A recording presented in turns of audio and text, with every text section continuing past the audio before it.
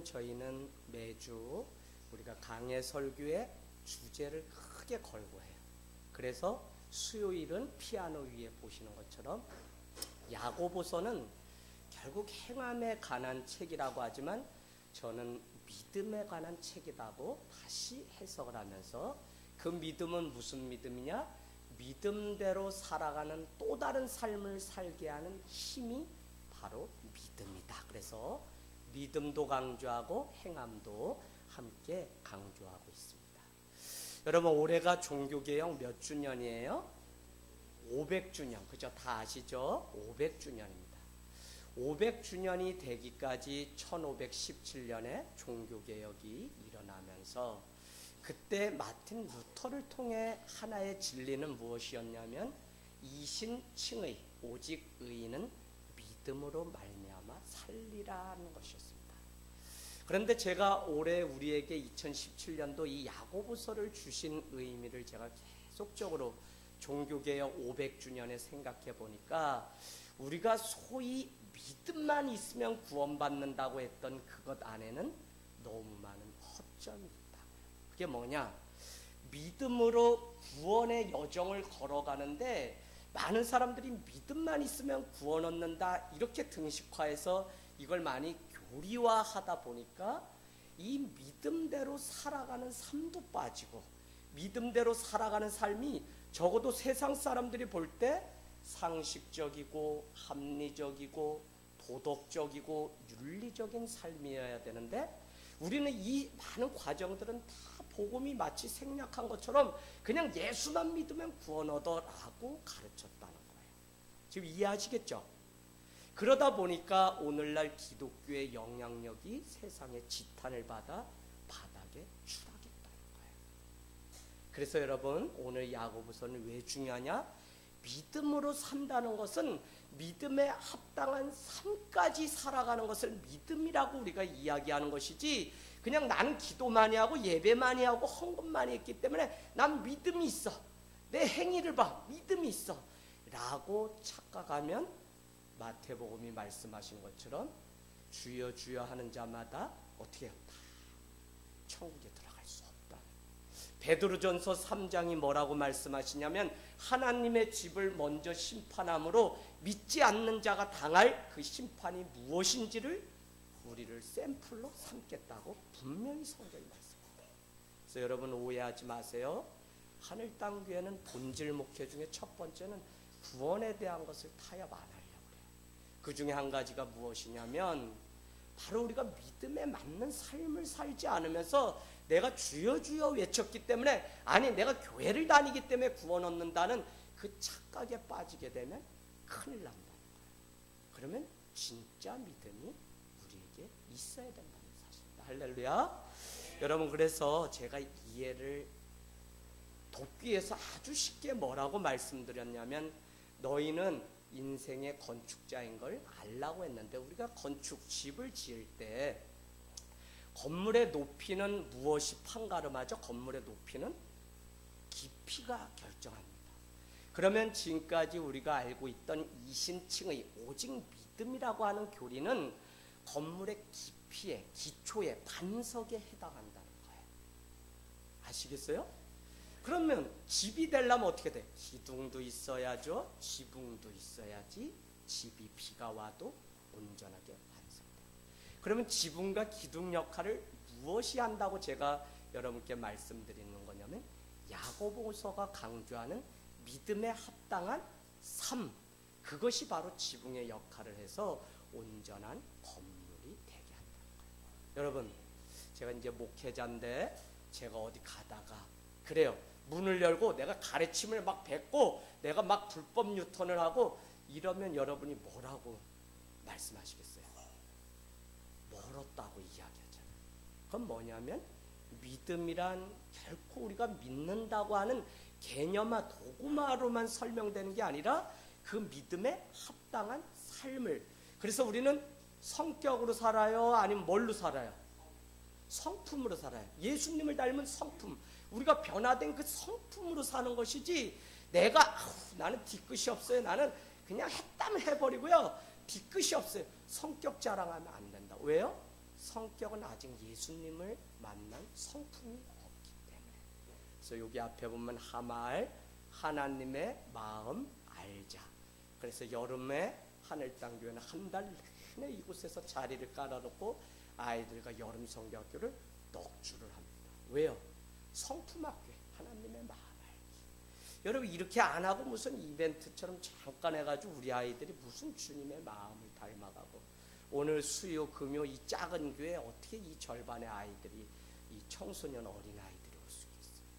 자신들이 주의 말씀 가운데 깊이 인생을 파들어가야만 인생이 바뀌고 변화될 수 있는, 그래서 진정 하나님의 백성, 그냥 그리스도인으로 만족하지 않고 예수님의 제자로서 또 살아가야 되는 그 사명을 감당하기 위해서 우리가 주님의 말씀 앞에 모인 줄로 믿습니다.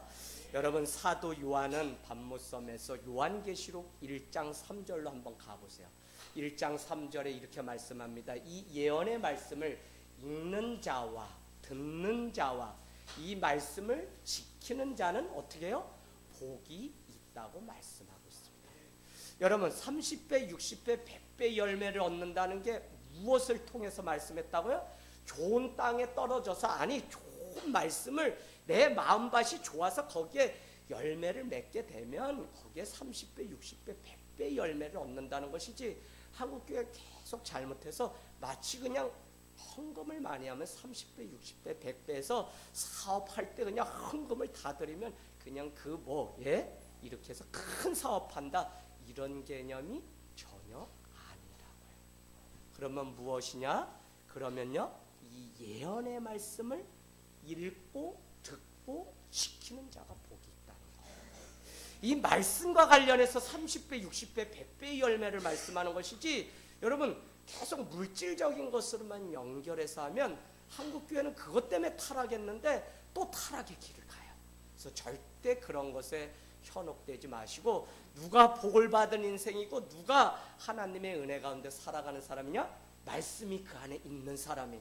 그래서 내 인생에 위기가 찾아와도 주의 말씀이 용수철같이 튕겨져 나와서 그 말씀으로 내가 떡으로만 사는 게 아니라 주의 말씀으로 삽니다라고 대적할 수 있는 믿음의 사람이 바로 복을 받은 사람입니다. 여러분 두려움이 내 삶 가운데 막 엄습하잖아요. 우리 아우와도 제가 싸운 게 무엇이냐면, 이제 결과보러 병원 갈 날이 되면, 외래 갈 때 되면 아이가 밥도 못 먹고 잠도 못 재. 33인데 8개월 동안 싸울 만큼 싸웠는데도 이 두려움이란 믿음이 웬만하지 않으면 이길 수가 없어요.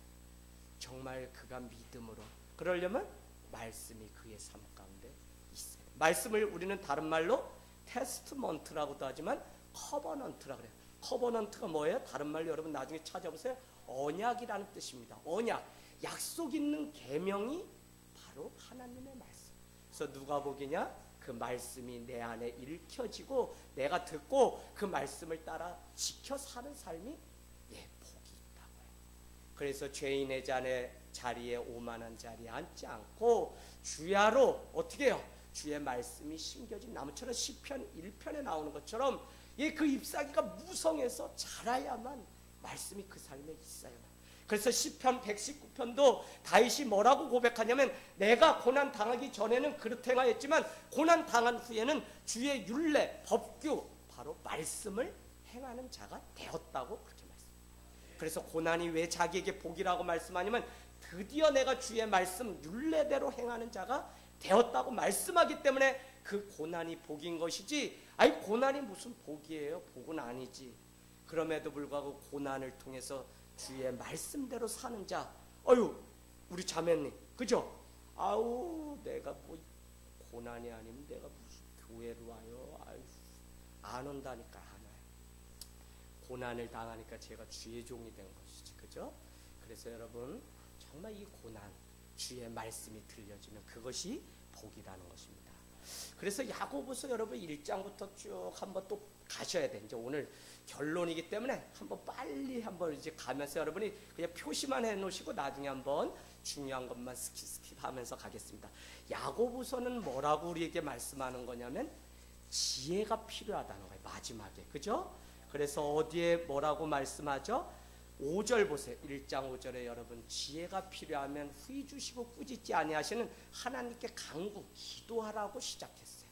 그래서 야고보서는 결국 우리에게 무엇을 가르쳐 주냐면 기도하라로 시작해서 5장으로 가세요. 얼른 5장으로 가서 5장 15절에 믿음의 기도는 병든 자를 구원하리니 주께서 그를 일으키시리라. 혹시 여러분 중에 여러분의 지체 중에 죄를 범하였을지라도 우리가 그를 위하여 기도하면 어떻게 해요?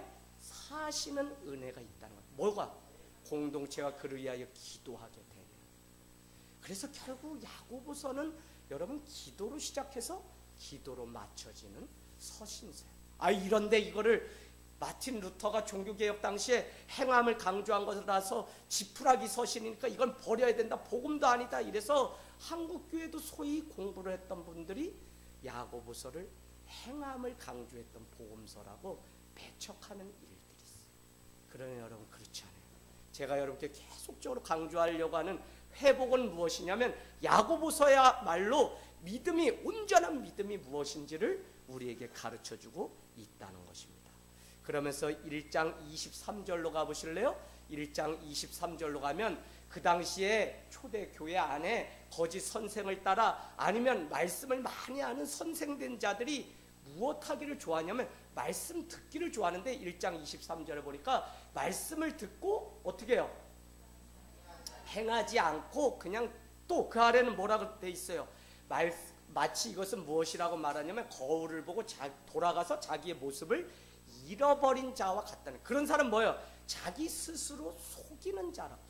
그러니까 뭐냐면 자기가 스스로 믿음이 있는 양 속아서 넘어가는 자라고요. 뭐가 있기 때문에 그렇게 생각해요? 내가 말씀을 들었기 때문에. 그러나 여러분 그 말씀을 들은 자 중에는 여러분이 조금 일찍 우리 만났으면 너무 좋은데 내가 오늘 다 설명하고 싶은 욕심이 있는데 다음 주에 하기로 하고요. 저기 2장으로 가보세요. 2장 여러분 15절 16절 말씀을 들은 자가 어떻게 하냐면 형제 중에 배가 고프다 헐벗은서 일용할 양식을 구하는 자가 있는데 16절에 보니까 평안히 가세요, 덥게 하세요, 배부르게 하세요. 그 몸에 쓸 것은 주지 않는다면 그게 무슨 유익이 있냐고요. 그렇기 때문에 17절은 뭐라고요? 행함이 없는 믿음은 죽은 믿음이다. 여러분 믿음 중에는 이스라엘의 이만한 믿음을 본 적이 없다. 백부장 이만한 믿음도 있어요. 이만한 믿음. 그런가 하면 이 믿음이 적은 자요. 어떻게 해요?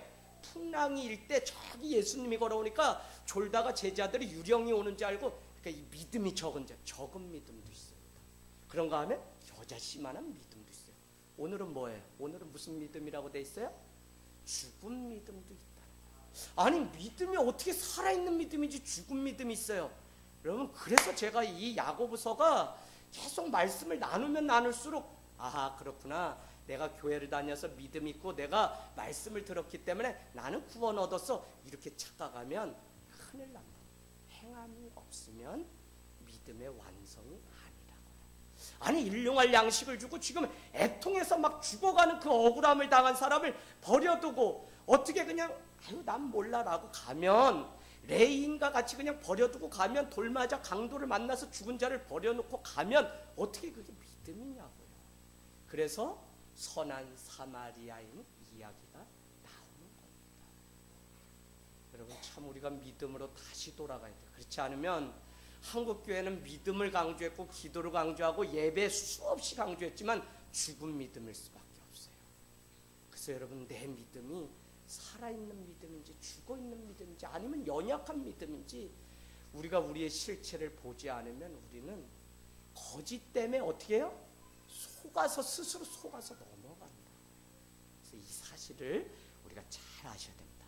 그러면서 뭐라고 말씀하시냐면 1장 26절에서 27절에 우리가 그렇게 좋아하는 경건이 무엇인지를 정확하게 가르쳐 주는데, 경건이 뭐라고요? 경건은 자기의 혀에 재갈을 물리는 것이 경건이라고요.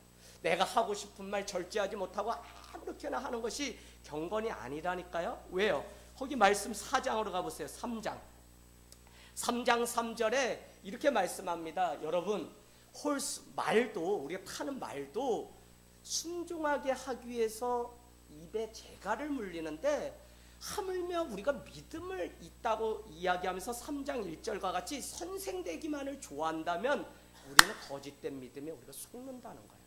그래서 우리가 말하면 다 법인 것처럼 막 혀를 놀리게 되면 그 혀는 뭐라고요? 3장 5절 6절 다 뭐라 그러면 혀는 불이요 불의의 세계요. 그 혀가 온 산을 태울 정도로 한 번 하는 우리의 말들이 세상을 완전히. 그래서 우리가 말한다고 하는 것이 여기 앞에 보세요.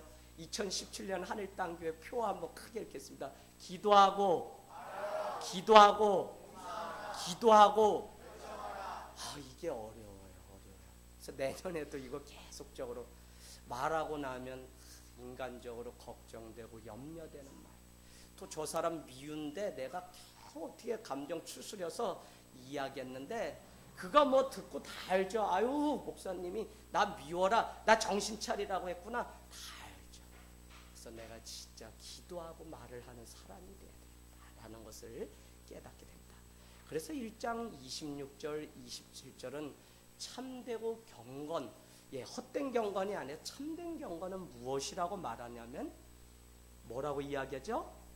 더러움이 없는 경건은 환난 중에 있는 자를 돌보고 자기를 지켜서 세속에 물들지 않는 것이 참된 경건이다. 여러분 옛날 수도원 운동이 일어났었는데 그 뾰족한 돌바 위에서 가부좌세를 틀고 거기서 경건하게 산다고 거기서 아우 그렇게 살면 어떻게 해요? 무슨 스님도 아니고 무슨 살이 나오려고 그렇게 살아요? 뾰족 그 돌바 위에서 가부좌세를 하고 오랜 시간 동안 사막에서 살던 사막의 교부들이 있었어요. 근데 그게 참된 경건이 아니라 우리 중에 과부된 자를 돌보는 것이 참된 경건이라고요. 우리 중에 가슴 아파하고 정말 누군가에게 자기의 이야기를 좀 들어줬으면 하는 자가 있다면 그에게 가슴에 귀를 기울이고 같이 함께 해주는 것이 참된 경건이라고요. 저는 여러분께 계속적으로 말씀드리지만 그냥 제가 오산에 연구 없이 내려왔을 때 한 가지 좋은 이웃 되기, 더 다가가서는 좋은 아저씨 되기, 좋은 그냥 동생 되기. 그래서 작년이죠. 주일 아침 새벽 2시에 전화가 왔어요. 목사님 나 죽으려고 해요. 오산이 자살률 1위입니다. 147명이 작년에도 자살했어요. 경기도에서 살러 오산까지 왔는데 여기서도 살 소망이 없고 사업이 실패하니까 결국 자살하는 일들이 목회자인 제 귀에는 일주일에 2번씩은 어디서 뛰어내렸다 어떻게 죽었다 도서관에서 뛰어내렸다 지난주에 뉴스에도 나오고 다 나왔어요. 지역사회를 여러분 믿음의 눈으로 막 보고 어둠의 영이 어떻게 조정하고 움직이는지를 보면 이 오산 땅은 지금 악한 영. 왜 그래요?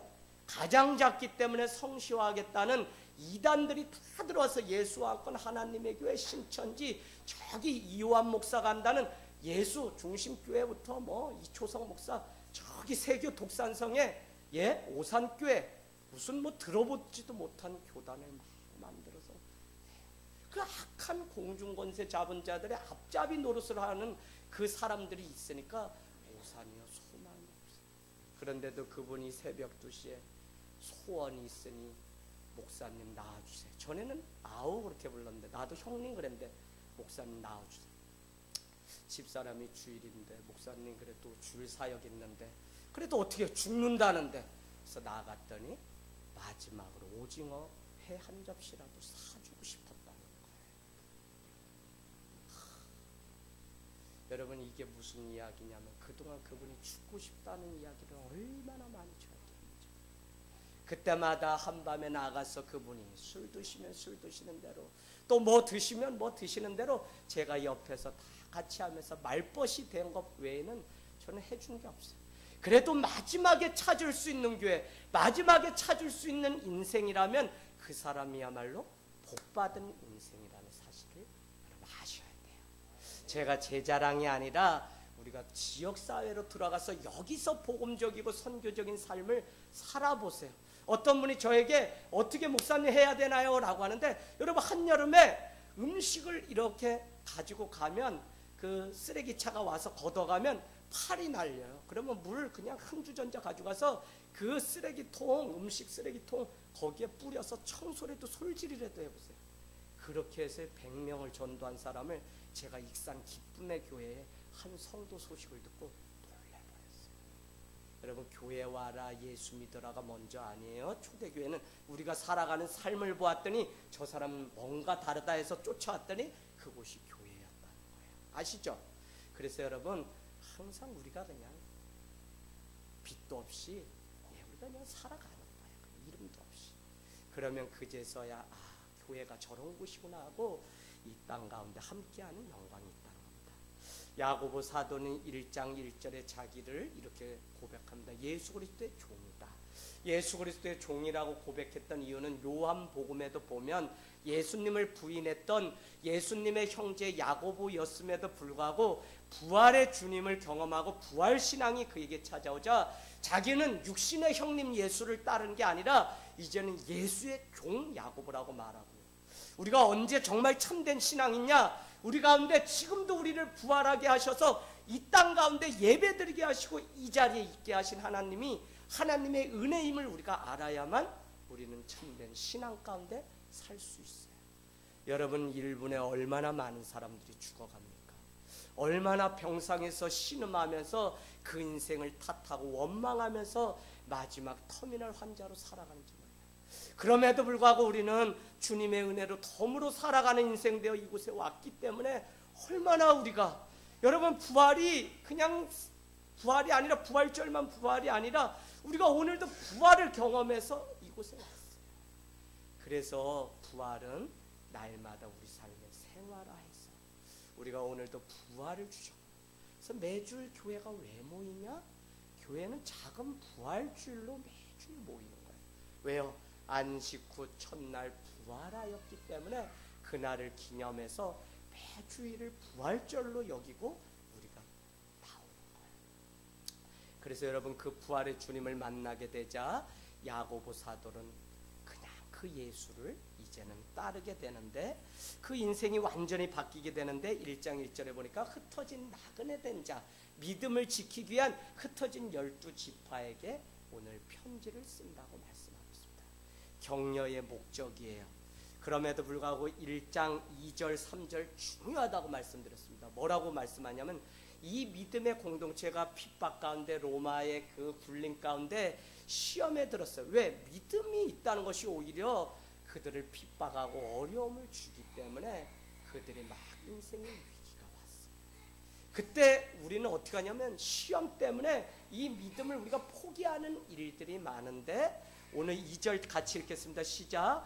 내 형제들아, 너희가 여러 가지 시험을 당하거든 온전히 기쁘게 여기라. 그래서 온전이라는 것이 너무 중요해요. 온전히 기뻐해야 된다. 온전히.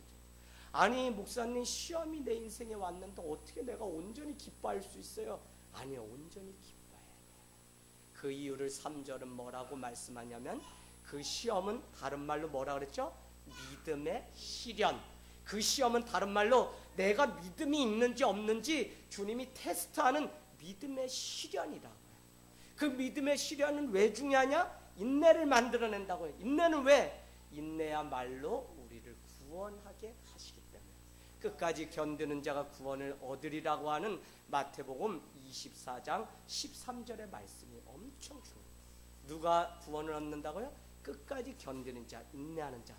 히브리서 10장 34절 35절 여러분 써놓으시고 나중에 보세요. 히브리서 10장 34절 35절 여러분, 담대함을 버리지 마십시오. 큰 상을 얻습니다.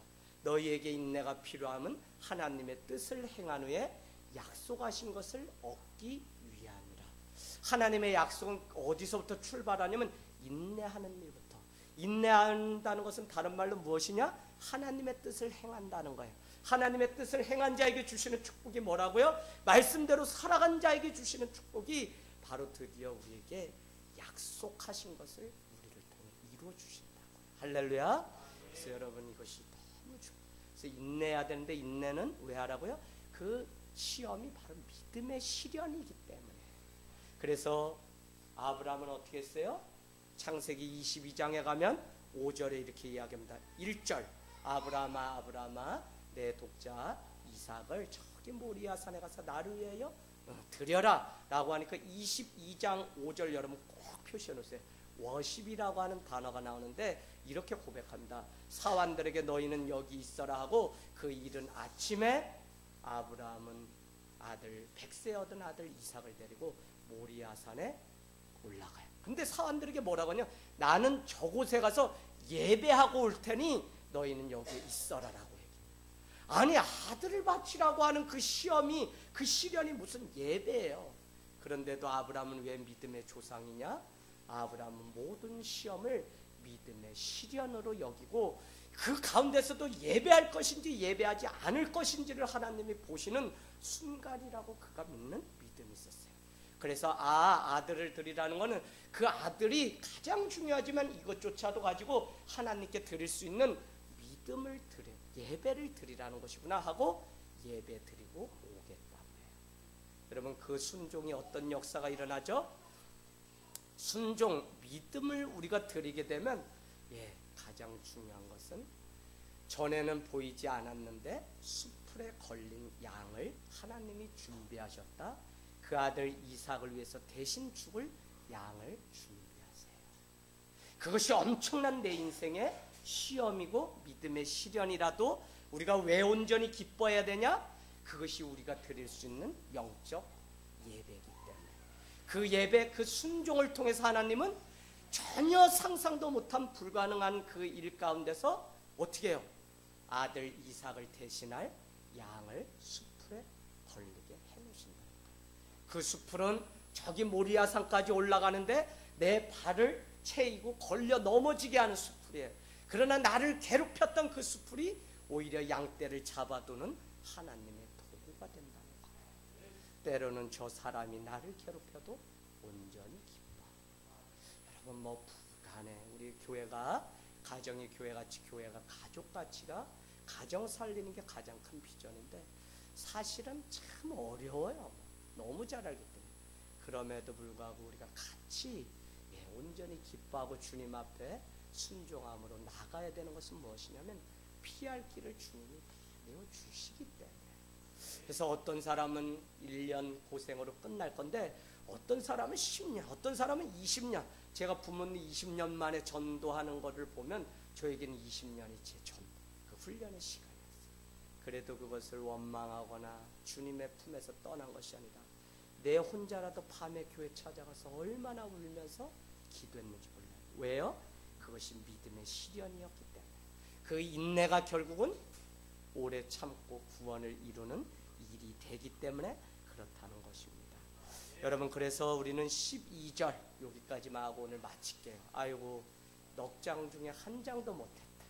그냥 오늘 처음 오신 분들이 있어서 배경을 제가 좀 설명하려고. 자, 그래서 1장 12절에 이렇게 말씀하거든요. 시험을 참는 자는 복이 있습니다 라고 이야기해요. 그래서 그 시험을 참는 자는 그 12절에 보면 여러분 표시해 놓으세요. 시련을 견디는 자라고 되어 있어요. 다 같은 말이에요. 또 시련을 견뎌내는 자는 뭐냐면 하나님을 사랑하는 자들이라고 그렇게 표시해 놨어요. 다 같은 말이에요. 그 같은 말, 그들에게만 뭐가 있다고요? 그들에게만 약속하신 생명의 면류관이 있다는 거예요. 그런데 문제는 무엇이냐? 사람들이 신앙생활하다 목사님 나 시험 들었어요. 나 시험 들었어요. 교회 안 다닐 거 이제. 나 김 집사님 때문에 시험 들었어요. 라고 이야기하는데 정혜경 원찰님 이게 맞는 말이라고요? 왜 틀려요? 뭐 아신다. 우리 권찰님은 이제 시험 절대 안 들어요. 시험은 왜 드냐면 13절에 보니까 하나님은 우리를 시험하시지도 않고 시험 받지도 않으셨는데 그럼에도 불구하고 우리가 자꾸 시험 받았다고 하는데 그 이유가 뭐냐? 14절이 답입니다. 오직 각 사람이, 각 우리가 시험을 받는 것은 뭐라고요? 자기의 욕심에 끌려서 미혹되기 때문에 그렇다. 목사도 시험에 들어요, 여러분. 좀 뭐 얘기하면 이제 3년 되고 4년 되면 좀 아셔야 되는데 계속 그냥 빵만 사달라 그러고 뭐 그러면 시험에 들어요. 언제까지 계속 육신의 그것만. 아니다. 이제는 말씀을 가지고 이제는 제자가 되고 주의 길을, 그 길이 외롭고 그 길이 좁은 길이라도 이제 가야죠. 계속 헌신해서 하는데 잘하지 않고 계속 막 이렇게 하면 시험에 들어요. 근데 그것도 내려놔야 돼. 왜요? 내 기준, 내가 생각한 그것에 못 미쳤기 때문에 시험에 드는 거예요. 저 사람이 나를 알아주지 않았다고 하는 것 때문에 시험에 들어요. 내가 무슨 봉사를 했는데 나를 인정해주지 않았다는 거예요, 교회가. 그래서 시험에 들어요. 다 뭐예요? 여러분 써놓으세요. 시험은 두 가지밖에 없어요. 자기애, 내가 나를 너무 사랑하는 거. 자기의, 내가 옳다는 거. 옳다. 내가 다 옳다. 첫 번째 자기애의 대표적인 사람은 누구예요? 집 나간 둘째 아들 탕자. 현이 아버지가 다 재산 분깃을 기다리면 줄까? 그걸 기다리지 못해서 어떻게 했어요? 아버지 내 분깃을 주세요. 왜? 저기 가서 장사하고 오겠습니다. 예. 여러분은 이 누가복음 17장을 통해서 15장을 통해서 여러분 잘 아셔야 되는 핵심 주제는 뭐냐면 사랑은 사랑하기 때문에 집에 가둬놓고 구속하는 게 아니라는 걸 가르쳐줘요.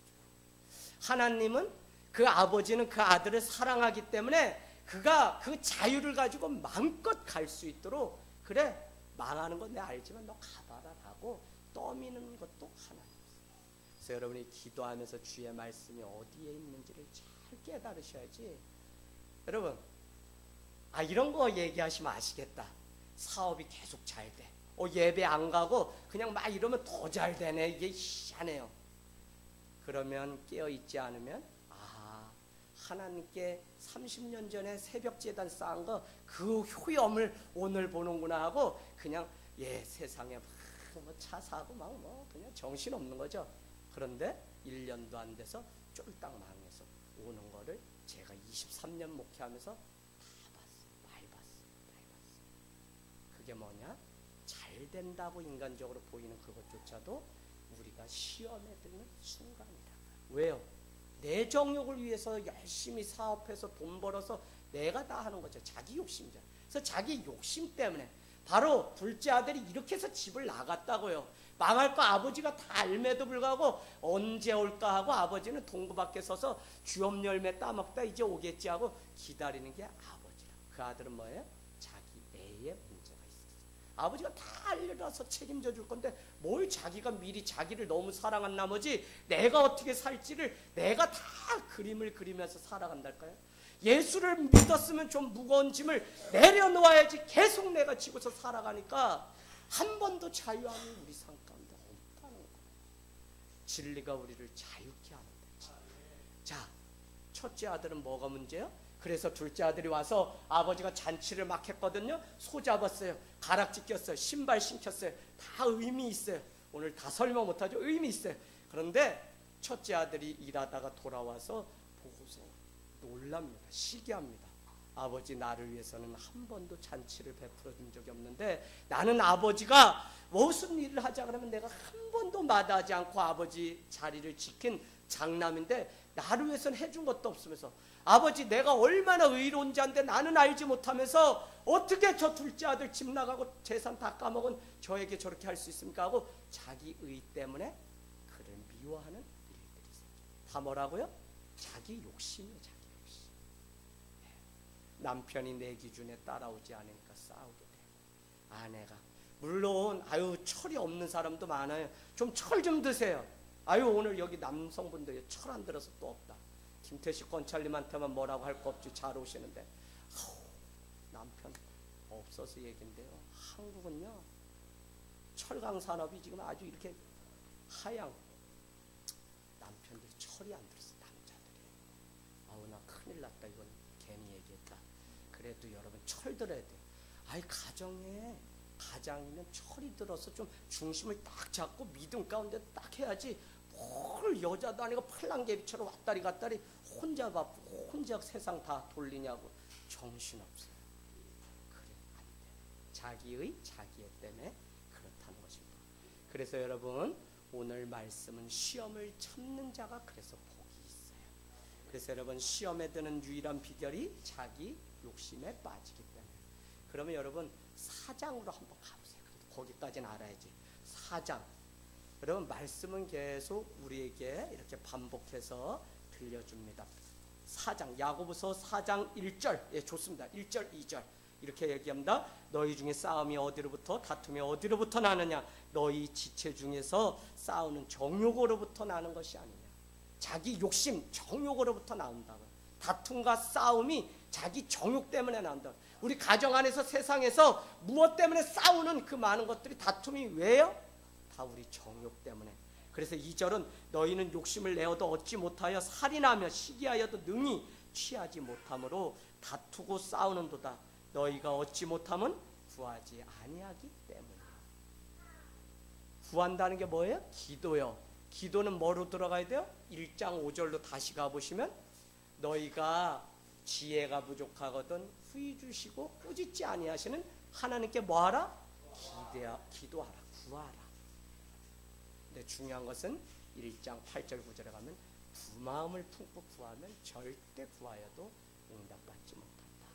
그래서 여러분, 우리가 다툼, 정욕에 빠지지 않고 계속적으로 믿음 가운데 화평케 하는 자의 삶을 살아가려면 우리는 계속 하나님께 지혜를 구하면서 가야 돼요. 여러분, 솔로몬 왕이 되었을 때 그는 다른 거 구하지 않았어요. 솔로몬이 왕이 되었을 때 내가 이 백성의 죄를, 이 백성을 내가 분별하고 판단해야 되는데 하나님 나에게 분별의 영을 주십시오 라고 기도했는데 그 앞에 뭐라고 되었냐면 하나님의 마음을 들으사 나에게 분별의 영을 달라고. 그렇게. 여러분, 우리가 분별하고 하나님의 마음을 알려면 귀를 크게 열어서 성령이 하시는 음성에 듣는 데입니다.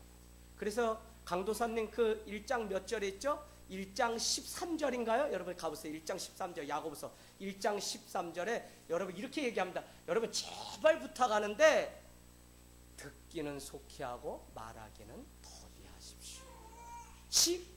19절 1장 19절 듣기를 먼저 하라고요. 그러면 안 싸워요. 지혜가 없으니까 자꾸 말하기를 먼저 하는 거예요. 듣기를 먼저 하고요. 남의 거 먼저 들으려고 하고요. 말하기는 더디 하라고요. 왜요?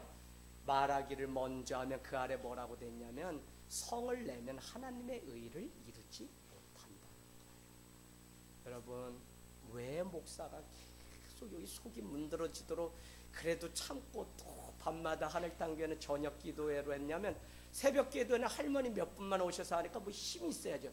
그래서 저녁 기도회 논밭에서 가정에서 개척할 때부터 계속 저녁에 기도하던 거 저녁으로 통합해서 저녁 기도하자. 왜? 밤의 문화를 기도로 정복해야지. 그래서 사람들이 뭐라고 하던 우리는 저녁 기도한다 그래서 저녁 기도 듣고 세 가정이 이곳 안에 교인이 되셨어요. 저녁 기도를 왜 하냐? 마음 청소가 기도해요. 그래서 저녁에 막 성도 때문에 무슨 문제 때문에 막 뭐 월세 달라 뭐 달라 3년차 4년차 때까지만 해도 얼마나 힘들었어요. 그런데 하나님이 기도하고 나면 마음을 청소를 다 해주세요. 그러면 집에 가면 얼마나 화평해져서 아이들과 10시에 밤에 나가서 축구 차주는 아빠가 어디 있어요? 날라갈 거지 새 힘 나고 막 기분이 좋으니까 아들아 나가자 아들아 나가자. 밤에 축구 차면서 동네 놀이터에서 소장님은 뭐라고 해도 동네 아이들이 아저씨 저도 시켜주세요.